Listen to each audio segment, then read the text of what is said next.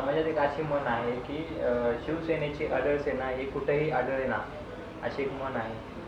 त्यावरती काय सांगा? आता ॲक्च्युली ती म्हण नाही आहे, ती म्हण सोशल मीडियावरती काही कार्यकर्त्यांनी तयार केली आणि ही समाजामध्ये पसरून लोकांच्यातला गैरसमज जास्त वाढवण्याचं काम या ठिकाणी चाललेलं आहे.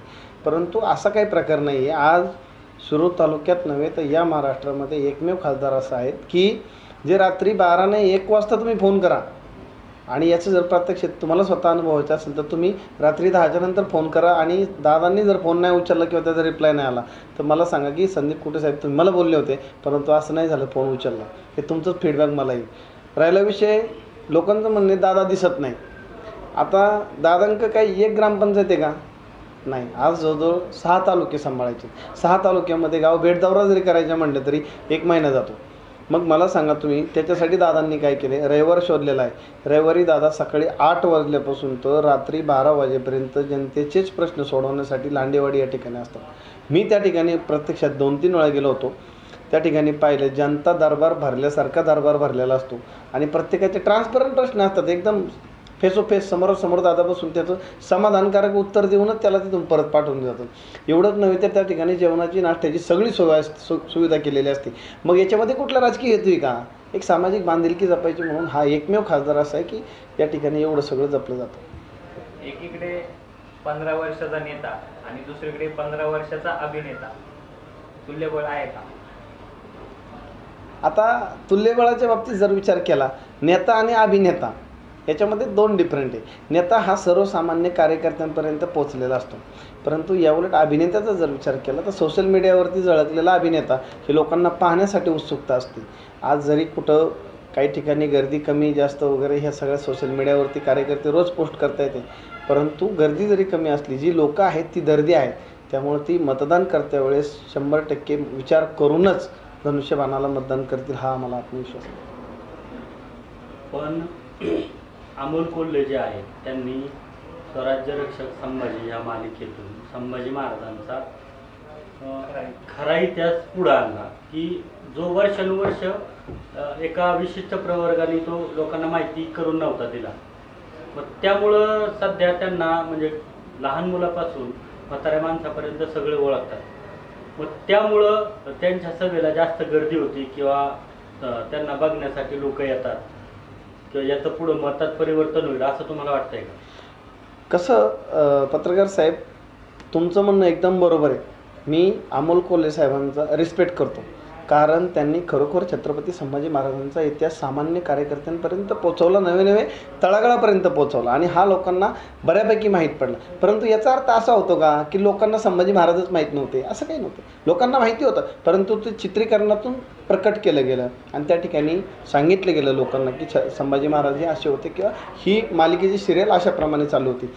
ऑफकोर्स ज्यावेळेस एखादा अभिनेता टी व्हीवरती झळकतो सारखा त्यावेळेस त्याच्याबद्दलचं असणारं प्रेम, कार्यकर्त्यांची भावना ही यावेळेस व्यक्त नाही करायची तर करायची तरी कधी? कारण ज्यावेळेस आपण एखाद्या अभिनेत्याला, एखाद्या नव्हे तर अमोल कोल्हेसारख्या अभिनेत्याला जर आणायचं म्हटलं तर त्यांचे 3 लाख रुपये पॅकेज. साहेब मला सांगा सर्वसामान्य जनतेला हे पॅकेज परवडणार आहे का? बरं जे खासदार जरी झाले, जर माझ्या गावामध्ये एखाद्या विकास कामाचं उद्घाटन करायचं असेल किंवा मला एखाद्या कार्यक्रमाचं उद्घाटन करायचं असेल आणि जर कोल्हे साहेबांनी 3 लाख रुपये त्याचे चार्जेस असतील तर बाबा मी कशाला त्या अमोल कोल्ह्यांना आणून इथं 3 लाख रुपये पेड करू? माझी एवढी हिंमत नाही, एवढी अवकात नाही. तसं खासदार शिवाजीराव दादांना तुम्ही कधी फोन करा, जर ते दिल्लीत नसतील तर तुमच्या गल्लीपर्यंत पोहोचायचं मात्र ते 100% काम करतात आणि म्हणून ह्या सगळ्या गोष्टी आहेत. अमोल कोल्हे यांनी मालिका ज्यावेळेस ते बनवणार होते त्यावेळेस त्यांनी एक फ्लॅट विकला होता. तर त्या त्यानंतर अमोल कोल्हेंनी ज्या दिवशी फॉर्म भरला खासदारकीचा, त्या फॉर्म भरण्याच्या वेळेस त्यांनी त्यांची सगळी जी काही प्रॉपर्टी आहे ती सगळी त्यांनी तिथे दाखवली. त्यात त्यांचं 5 कोटींची प्रॉपर्टी आहे एवढं त्यात निदर्शनास आलं आणि त्यावरती सुद्धा त्यांना फेसबुक किंवा सोशल मीडियाच्या द्वारे त्यांना ट्रोल करण्यात आलं होतं शिवसेनेद्वारे की यांनी फ्लॅट खरंच विकला आहे का? आता याच्यामध्ये काय होतं बरं का, राजकारण हा असा एक विषय की ज्या विषयामध्ये नेते काय अभिनेते काय, शक्यतो अभिनेते म्हणावं लागेल कारण ह्यांना ॲक्टिंग पण जमती आणि ॲक्टिंग पण करतात ते. तर हे कदाचित मतदानाचा जोगवा मागण्यासाठी ही ॲक्टिंगच होती. की बाबा मी संभाजी रक्षक महाराज यांची मालिका तयार करण्यासाठी स्वतःचे घर विकले, ही स्टंटबाजी वेगळ्या बाजूला, कारण लोकांमध्ये ती परिवर्तनाची लाट तयार करायची होती किंवा सहानुभूतीची लाट तयार करायची होती. परंतु हे ॲक्च्युली झालं का? नाही झालं. उलट याच्या उलट 5 कोटीची प्रॉपर्टी तिथं लिगल दाखवावं लागली. आलं लक्षात? याचा त्यांनी समाजाने विचार केला पाहिजे. आणि समाज काय एवढा वेडा नाही आहे, लोकांना कळते त्या गोष्टी, लोकांना माहिती आहेत सगळ्या गोष्टी. त्यामुळं लोक ह्याचं परिवर्तन मतात करू शकत नाही, पाहण्यासाठी मात्र गर्दी करू शकतात. कारण अभिनेत्याची दुर्मिळ भेट होते आणि ही भेट अशा राजकारणाच्या ह्याच्यातनं होत असेल किंवा काही भेटत असतील तर लोकांची उत्सुकता याच्यामध्ये साहजिक 100% राहणार. स्वराज्य रक्षक संभाजी मालिकेचे जे दिग्दर्शक आहेत त्यांनी आज एक असं पत्र जाहीर केलं आहे की त्यांनी जो फ्लॅट विकला होता तो खरोखरच विकलेला आहे आणि समाजात तुमच्यावरती ज्या प्रकारे व्यक्तिशः टीका होत आहे त्याला तुम्ही प्रत्युत्तर देण्याचं काही कारण नाही. कारण की ज्यावेळेस म्हणजे निवडणुकीपेक्षा तो जो स्वराज्य रक्षक संभाजी मालिकेचा जो काही काळ होता हा निवडणुकीपेक्षा खूप भयंकर काळ होता असं त्यांनी त्यातून जाहीर व्यक्त केलेलं आहे. अगदी बरोबर आहे. सर्वसामान्य कार्यकर्त्याचा मी सरळ एक विषय मांडतो. जर का मला एखादा मोठा व्यवसाय चालू करायचा असेल किंवा मला एखादी गोष्ट जर चालू करायची असेल तर त्या ठिकाणी मी नागराज मंडळाचे पण उदाहरण देऊ शकतो. तो माणूस ह्या फिल्म इंडस्ट्रीमध्ये खायला पण महाग झाला, परंतु ज्यावेळी त्याचा पिक्चर सैराट हा समाजात गाजला गेला त्यावेळेस तो कोट्याधीश झाला.